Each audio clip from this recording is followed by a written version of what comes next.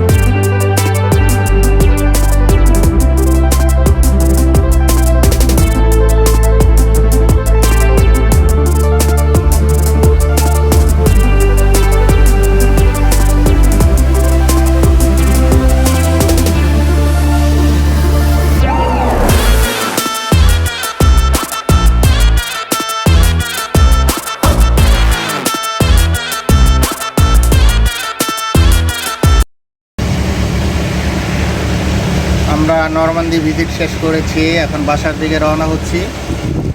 তো পেট্রোল পাম্পে পেট্রোল নিচ্ছি। আমাদের আরও 400 কিলোমিটার যেতে হবে, সাথে থাকে।